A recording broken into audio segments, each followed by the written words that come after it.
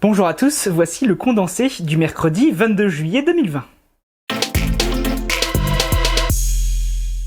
Deux informations sur le coronavirus. D'abord en France, les nouveaux chiffres sur la mortalité du virus intègrent les décès à domicile, mais l'OMS rappelle qu'il est complexe d'avoir des chiffres précis. Et puis aux États-Unis, 1,950 milliard de dollars, c'est la somme annoncée par Washington pour les vaccins. Les Américains espèrent avec cet argent être les premiers à avoir un vaccin contre le coronavirus. On parle de 100 millions de doses du vaccin qui pourraient être produits par deux firmes, et le président américain Donald Trump change de ton après avoir minimisé la crise. Aujourd'hui, maintenant, il appelle à porter un masque et affirme que la crise va empirer avant de se calmer.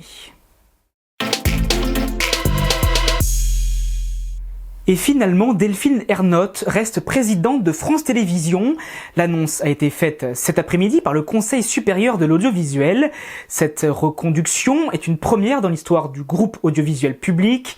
8 candidats étaient face à elle, mais les sages ont fait confiance donc à Delphine Ernotte pour rester à la tête de France Télévisions pour 5 ans de plus.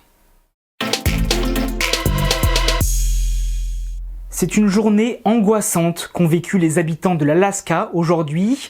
Un séisme de magnitude 7,8 a frappé cette zone des États-Unis, ce qui aurait pu provoquer un tsunami. L'alerte a été donnée, mais heureusement, rien de grave ne s'est produit et aucun blessé n'est à déplorer.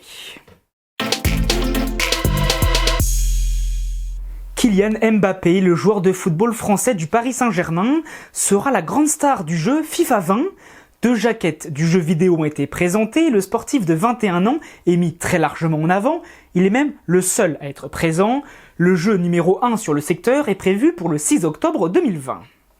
C'est la fin du condensé pour aujourd'hui, n'hésitez pas à réagir, à commenter et à partager sur les réseaux sociaux. On se retrouve maintenant demain pour un nouveau condensé de l'actualité.